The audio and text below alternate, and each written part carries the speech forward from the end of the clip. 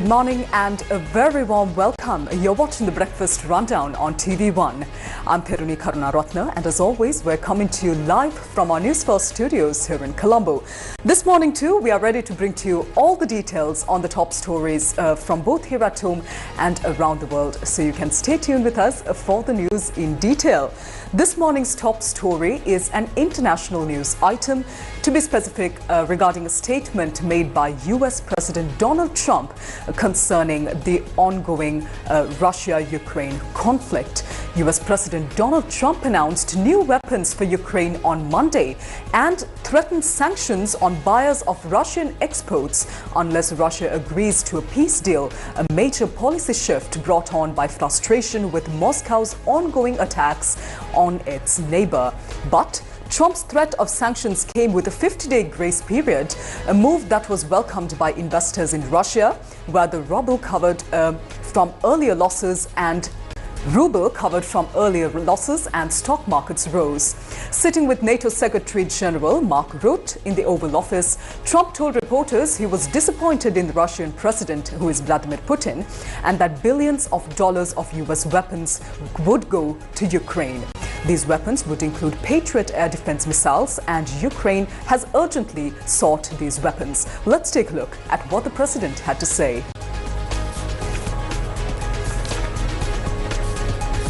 We are very unhappy, I am, with Russia, but we'll discuss that maybe a different day.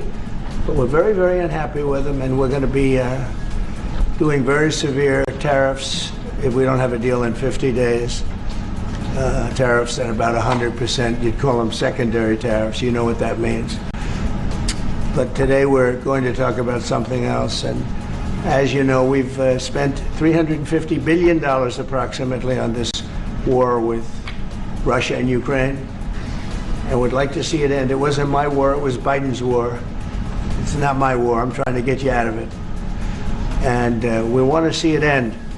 And I'm disappointed in President Putin because I thought we would have had a deal 2 months ago, but it doesn't seem to get there. So based on that, we're going to be doing secondary tariffs if we don't have a deal in 50 days. It's very simple. And they'll be at 100%. We're going to make top-of-the-line weapons, and they'll be sent to NATO. NATO may choose to have certain of them sent to other countries where we can get a little additional speed, where the country will release something and it'll be mostly in the form of a replacement. Well, we're going to have some come very soon, within days actually, because a couple of the countries that have Patriots are going to swap over and will replace the Patriots with the ones they have, and Matt will coordinate with NATO. But so it's going to be, they're going to start arriving very soon. We have one country that has 17 Patriots getting ready to be shipped. They're not going to need them for them. So we're going to work a deal where the 17 will go, or a big portion of the 17 will go to the war side. NATO Secretary General Mark Rutte, addressing the reporters at the Oval Office, said that Germany, Finland, Denmark, Sweden, Norway, the United Kingdom and the Netherlands, as well as Canada, all wanted to be part of rearming Ukraine. Now, Trump's threat to impose the so-called secondary sanctions on Russia, if carried out, would be a major shift in Western sanctions policy. Meanwhile, Kyiv welcomed the announcement, but some remained cautious about Trump's intentions. Ukrainian President Volodymyr Zelensky said on Twitter that he spoke with Trump after his meeting with Rutte and thanked him for his willingness to support Ukraine and to continue working together to stop the killings and establish a lasting and just peace. He said, and I quote, "We discussed the necessary means and solutions with the president to provide better protection for people from Russian attacks and to strengthen our positions. We are ready to work as productively as possible to achieve peace," unquote.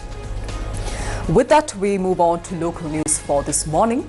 US Ambassador to Sri Lanka, Julie Chung, met with Colombo Mayor Brai Kali Baltazar for discussions on further developing the city of Colombo. During the meeting, the ambassador acknowledged as well as appreciated the efforts carried out by the Colombo Municipal Council in collaboration with the US Embassy in Sri Lanka. Issuing a message on X following this meeting, Ambassador Chung stated that she looks forward to working together in future initiatives as well. Meanwhile, Indonesian ambassador to Sri Lanka, Dewi Gustina Tobing, met with Speaker of Parliament Dr. Jagat Vikramaratne at the parliamentary complex in Sri Jayawardhanapura Kotte. The discussions focused on strengthening the long-standing and friendly bilateral relations between Sri Lanka and Indonesia. Speaking later on, Speaker Vikramaratne emphasized the importance of enhancing these ties for mutual benefit and noted that the Sri Lankan government is committed to attracting and sustaining investment while paying strong attention to transparency, accountability and good governance. Ambassador Tobing welcomed these developments and expressed Indonesia's willingness to work more closely with the Sri Lankan government in the future.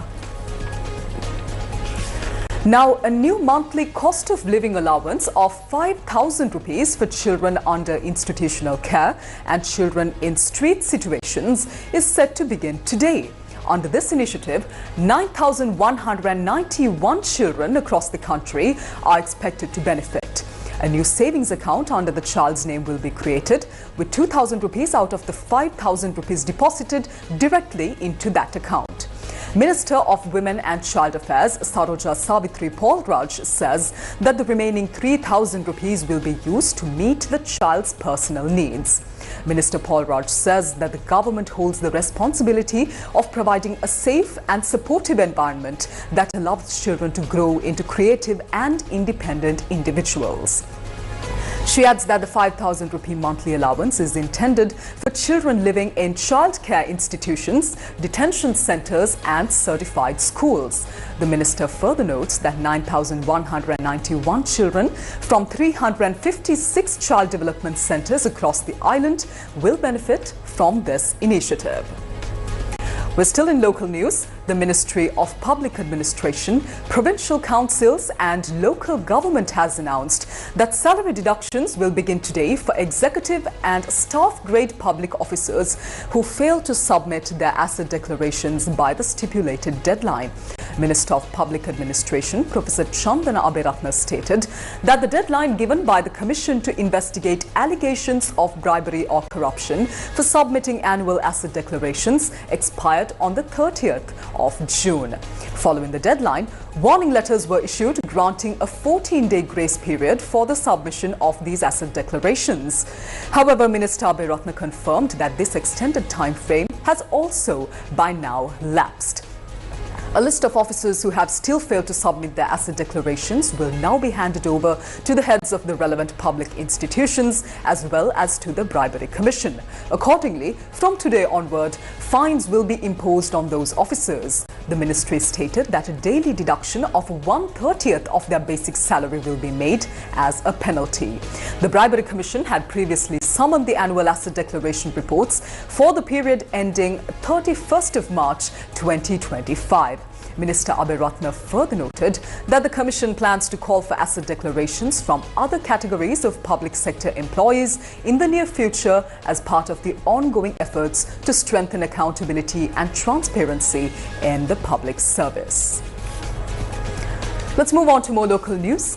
The Human Rights Commission of Sri Lanka has announced that strict action will be taken against public officers who fail to implement the Commission's recommendations. In an official statement, the Human Rights Commission emphasized that all individuals and institutions are legally bound to comply with the recommendations issued by the Commission. Accordingly, the HRCSL has taken steps to inform all ministry secretaries, provincial chief secretaries, secretaries of provincial councils, department heads and heads of statutory bodies and institutions regarding this obligation. The HRCSL further stated that officers must also inform the Commission of the steps they have taken or intend to take within the time frame specified in the recommendation as mandated under the Human Rights Commission of Sri Lanka Act. However, the Commission noted that in some cases, certain officials and institutions have failed to implement these recommendations, citing pending appeals as a reason for inaction. In response, the Commission clarified there is no legal provision to appeal or challenge recommendations issued under the HRCSL Act. Therefore, Submitting appeals cannot be used as a basis to delay or disregard implementation. The Commission further stressed that if any official or institution fails to implement recommendations, they will be held accountable for the consequences of the Commission's forthcoming legal or administrative actions. With that, let's move on to our weather forecast for today. The Met Department says that showers will occur at times in the Sabaragamuwa province and in the Kandy, Nuwara Eliya, Galle and Matara districts. Several spells of showers may occur in the western and northwestern province as well. Showers or thunder showers may occur at a few places in the Uva and northern provinces and the Ampara and Batticaloa districts during the afternoon or night. Strong winds of about 40 to 50 kilometers per hour can be expected at times over the western slopes of the central hills and in the western, Sabaragamuwa, southern, northwestern and north central provinces. And as always, the general public is requested to take adequate precautions to minimize damages caused by temporary localized strong winds and lightning during thunder showers. With that, let's move on to another international news item this morning coming in from the Middle East. Israeli forces have continued to pound the besieged Gaza Strip, killing at least 78 Palestinians, including several aid seekers, as ceasefire talks stall amid a deepening fuel and hunger crisis.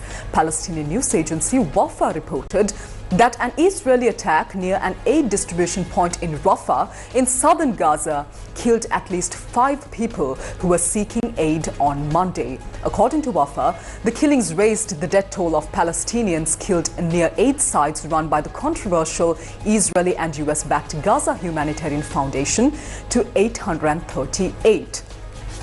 The news agency further reports that in Khan Yunis, also in southern Gaza, an Israeli strike on a displacement camp killed 9 people and wounded many others. In central Gaza's Barej refugee camp, 4 people were killed when an Israeli airstrike hit a commercial center.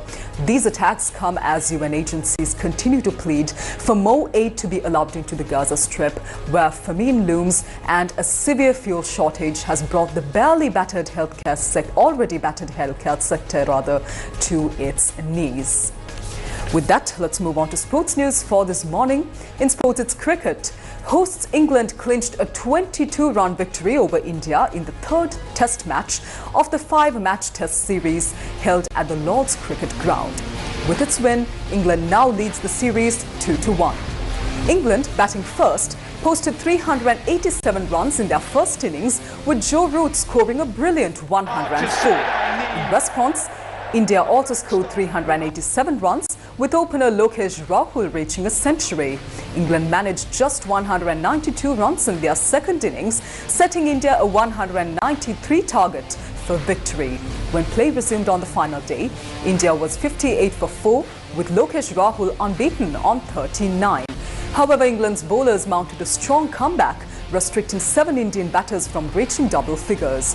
Ravindra Jadeja fought a lone battle, remaining unbeaten on 61, but couldn't take India over the line. Jofra Archer and Ben Stokes shared bowling honours for England, claiming 3 wickets each. India was eventually bowled out for 170, falling 22 runs short of the target, handing England a crucial win in the series. And that brings to a close this morning's edition of the Breakfast Rundown on TV1. I'm Therunee Karunaratne. Thank you for joining us this morning. Do join us tomorrow as well for more of the very latest from here at home and around the world. Take care. Have a wonderful day ahead.